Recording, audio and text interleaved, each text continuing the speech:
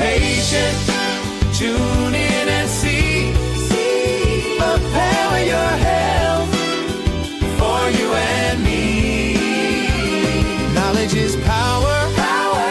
We make it clear every Saturday morning.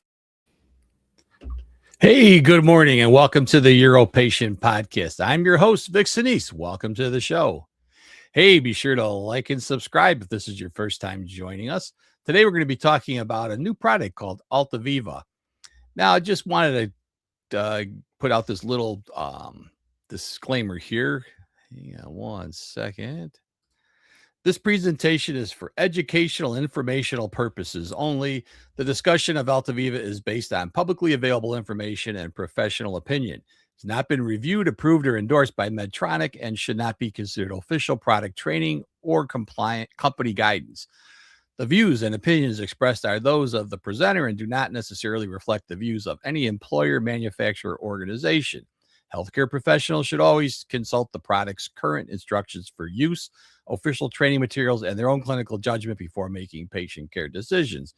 Now, that said, I did talk with the physician who does implantations of these that I had on my Uro Nurse show. So I decided to make a copy for you, the patient, who I think is a little more easier to understand. So let's take.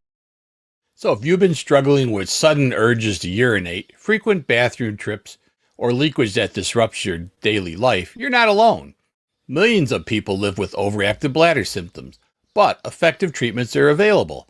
Now today I'm going to discuss something called Altaviva, a new treatment option designed to help reduce urgency, frequency, and urge incontinence while improving quality of life.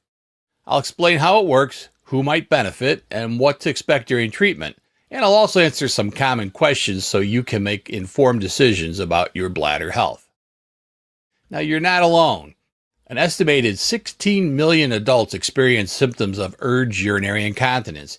Yet 66% have never discussed their bladder control problems with a healthcare provider, often because of embarrassment or the belief that it's a normal part of aging. Even more concerning, fewer than 4% of those affected receive advanced treatment options, leaving millions to suffer in silence. Good news? Urge incontinence is a medical condition with effective therapies available, and talking to your healthcare provider is the first step towards regaining confidence and improving your quality of life. Now, in many people, urinary urge incontinence happens because of a miscommunication between the brain and the bladder. Normally, the brain and bladder work together, like good friends, allowing the bladder to fill until it's convenient to use the bathroom. With urge incontinence, the bladder may send signals to the brain too early or too often, causing a sudden, strong urge to urinate even when the bladder is not full. Now, this can lead to leakage before you have time to reach a restroom. It may sound surprising, but there's an important connection between your ankle and your bladder. Nerves that pass near the ankle are linked to the same nerve pathways that help control bladder function. By gently stimulating these nerves, healthcare providers can send signals that help reset the communication between your bladder and your brain, reducing the urgency, frequency, and leakage episodes. This approach, known as neuromodulation, offers a non-drug treatment option that can help many people regain better bladder control and improve their life. Now, there are many treatment options available for urinary urge incontinence, and the best choice depends on your symptoms, lifestyle, and personal preferences. Many people start with lifestyle changes such as bladder training, pelvic floor exercises, reducing bladder irritants like we talked in other episodes like caffeine, and managing your fluid intake. Now, if those measures on their own are not enough, medications can help calm the overactive bladder. For persistent symptoms, we even use advanced therapies such as Botox injections into the bladder, interstim sacral neuromodulation, and then, of course, what we're talking about today, the Altaviva tibial nerve stimulation therapy. I really like this slide because it shows that not all bladder treatments are the same. It compares how much daily effort each option requires, how invasive the treatment is, and how it works to improve bladder control, and some of the potential drawbacks to consider. Seeing these differences side by side can help you better understand your choices and have a more informed discussion with your healthcare provider about which treatment best fits your lifestyle preferences and health goals. This slide gives you a great sense of just how small this implant really is. That's a normal hand. Despite its tiny size, it is designed to deliver gentle nerve stimulation that can help improve communication between the bladder and the brain, reducing symptoms of urgency, frequency, and urge incontinence. Because the device is so small, it can be placed with a minimally invasive procedure and is intended to work quietly in the background, allowing many people to go about their daily activities without even knowing it's there. The implantation takes typically about 30 minutes or less. It's done without the need for heavy sedation or general anesthesia. As you can see from the slide in the middle, the incision is so small that it can often just be covered with a simple Band-Aid. Most patients go home the same day and can quickly return to many of their normal activities.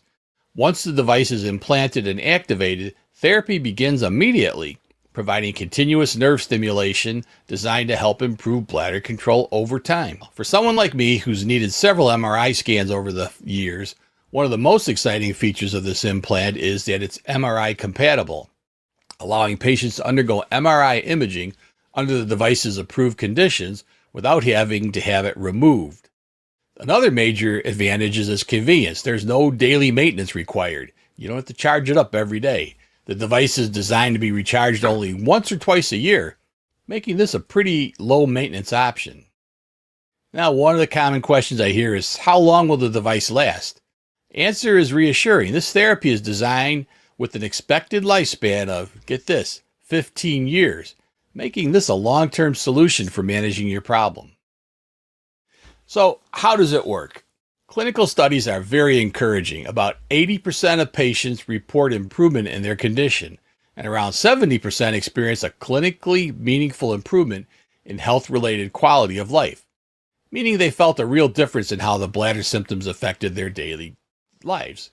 In addition, 61% of patients had a 50% or greater reduction in unexpected leak episodes, which is often a major goal of treatment.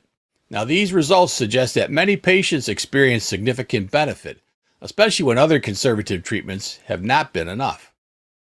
Now, as much as I like to talk about how promising this therapy is, what really carries the most weight is hearing from patients who have actually lived with it after implantation, their real-world experiences, how their symptoms changed, how their confidence improved, and how it impacted their daily lives provides the most meaningful perspective. When patients report meaningful reductions in urgency, leakage, and disruption to their normal routines, it helps confirm the value of this treatment in a way that data alone cannot fully capture. Now, while this therapy can be very effective for many patients, it's not the right choice for everyone. As shown on the left side of the slide here, the best results are seen in carefully selected patients. On the right, we see certain situations where this treatment may not be recommended, including things like uncontrolled diabetes, progressive neurologic diseases, poor circulation, open sores on the ankle or lower legs, certain metal implants near the ankle, or if the patient requires treatments such as diathermy, that's heat treatments. This is why a thorough evaluation with your healthcare provider is so important to make sure that it's the safest, most appropriate option for you. Now, it's also important to remember that all surgical procedures carry some level of risk, and this therapy is no exception. Reported risk include about a 3% chance of pain at implant site, around a 7% risk of infection, and in some cases, patients may also experience movement of the implant under the skin, changes in bowel or urinary function, or uncomfortable, unintended, or unexpected stimulation sensations. While these risks are relatively uncommon, they are important to understand and discuss with your healthcare provider when considering whether this treatment is right for you. Here's a list of important things to discuss at your appointment so you can make the best informed decision about your care. Be sure to share how your bladder symptoms are impacting your daily life, as well as any medications or lifestyle changes you've already tried. It can also be helpful to bring a record of your symptoms, such as a bladder avoiding diary if you've been tracking them. Ask your provider whether you are truly a good candidate for this treatment and what specific risks and benefits are based on your unique health profile. Remember, we're all different. Finally, this one's a biggie too. Don't forget to ask about cost, insurance coverage, and what steps are needed to determine if the procedure will be covered for you. In summary, understanding your bladder health and the available treatment options is the first step to taking control of your symptoms and improving your quality of life. From lifestyle changes and medications to advanced therapies, there are multiple paths that can be tailored to your individual needs. Most important thing is to start the conversation with your healthcare provider and find the approach that works best for you. Hey, thanks for watching, and don't forget to like and subscribe for more helpful patient education here on the UroPatient podcast. Well, I hope that was helpful. So got to put a little plug in for next week's program. And it's the 4th of July, 250th anniversary for the country. But here's a subject that's a little bit more sombering. It's, sometimes what happens, you can't help. You could end up in an emergency room or worse yet, in a hospital for this holiday coming up. I'm going to teach you some tricks about what you can do. When a loved one is in the hospital, families often feel overwhelmed, confused, and unsure how to advocate effectively. In this powerful and practical episode of the UroPatient podcast, host Vic Senese sits down to uncover insider strategies that can dramatically improve a patient's hospital experience. Join us on July 4th at 10:30 a.m. Central Time to learn more. Yeah, so we'll be tackling that next week. So as always, you've got questions, I've got answers. Join us on UroPatient.com for your podcast for your healthcare. From research updates to daily advice, Vic explains it all simple and precise. No question too small, no topic too wide. We're your urology partner, right by your side. UroPatient, tune in and see, baby, your health for you and me. Knowledge is power, we make it clear. Every Saturday morning, the podcast is here.